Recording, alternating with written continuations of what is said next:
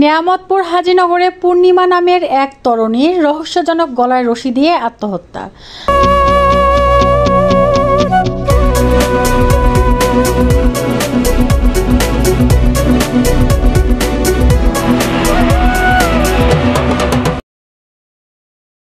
আসসালামু আলাইকুম, এডিপি বাংলা সংবাদে সবাইকে স্বাগত জানাচ্ছি। আমি ঐশী ইসরাত কাজল। আমাদের নিজস্ব প্রতিবেদক শেখ রুবেল আহমদের পাঠানো তথ্যচিত্রে দেখুন বিস্তারিত। নওগাঁ জেলার নিয়ামতপুর উপজেলার হাজীনগর ইউনিয়নের আদিবাসী পাড়ায় রমেশচন্দ্র একমাত্র মেয়ে পূর্ণিমা নামে এক তরুণীর গলায় ওড়না পেঁচিয়ে আত্মহত্যা করার অভিযোগ পাওয়া গেছে। ঘটনাস্থানে গিয়ে জানা যায়, গতকাল রাতে খাবার শেষে তার নিজের ঘরে চলে যায়। পরে তার কক্ষে তার মা প্রবেশ করে দেখে সে ওড়না পেঁচিয়ে আত্মহত্যা করেছে। ঘটনার স্থানে নিয়ামতপুর থানা পুলিশ পরিদর্শন করেছে। পরিদর্শন শেষে মরদেহ পোস্টমর্টমের জন্য মর্গে পাঠিয়েছে। আমি এসে তদন্ত করে দেখলাম তার পরিবারের সাথে কোনো গন্ডগোল ফাসাদ কিছুই নাই। তার বাবা মাও কিছু বলতে পারবে না। লাশ ঝুলাই ছিল, ওনার মা বাঁচানোর জন্য চেষ্টা করছে, দিয়ে লাশটা নামাই রাখছে।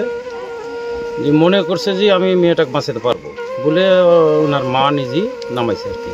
আর কোনো তথ্য আমি পাইলাম না পাড়ার মধ্যে যে তার কোনো শত্রু এবং তার কোনো কারোর সাথে দ্বন্দ্ব ফাসাদ কিছুই নাই, কোনো ছেলে মেয়ের সাথে কোনো প্রেম প্রীতি ভালোবাসা কিছুই নাই, কোনো সম্পর্কই নাই। আমি তথ্যটা নিলাম গোটা পাড়া, এই কারণে আমি সব তথ্য নিয়ে এখানে বসে আছি। ওসি স্যারকে ফোন দিয়েছি, ওসি স্যার বলছে লাস্টে যে ঠিক আছে আপনি থাকেন, চকিদার ডাকলেন, দিয়ে থাকেন, আমি পুলিশ পাঠাচ্ছি। এই পর্যন্তই আমার তদন্ত। এই রাত্রে খাওয়া দাওয়ার পর ওই চলে গেল তালার উপর, আর আমরা তো বাইরে ফিরতাম। এখন কী যে হলো সেটা তো আমরা বুঝতে পারবো। এমনিতেই কোনোই ঝামেলা নাই? না, এমনিতে কোনো ঝামেলাই, খুব ঠান্ডা।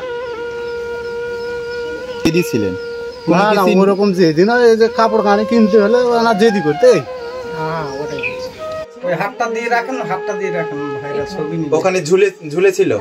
আপনি এসে কি দেখলেন সেটা বলেন। আমি এসে দেখলাম ঝুলে আছে, এরকম করে চুলগুলো এলোমেলো হয়ে আছে, জড়াই ধরে আমি হয়তো জীবন বেঁচে আছে বলে আমি তাড়াতাড়ি খুলে দিলাম।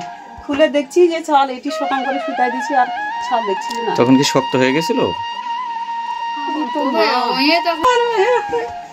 আচ্ছা, আপনারা এর আগে কোনো সমস্যা পাইছেন কিনা, যে কেন এরকম উনি ফাঁসি নিয়ে মারা যাবে, কি কারণ থাকতে পারে, আপনি কি মনে করেন?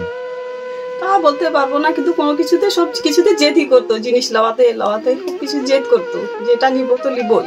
পড়াশোনা করতো কোন ক্লাসে? 8 পর্যন্ত লেখাপড়া করে নিজের ইচ্ছায় আবার লেখাপড়া বাদ দিয়েছে। আচ্ছা আচ্ছা, ওর বয়স কত? বয়স হবে 20 বছর এরকম।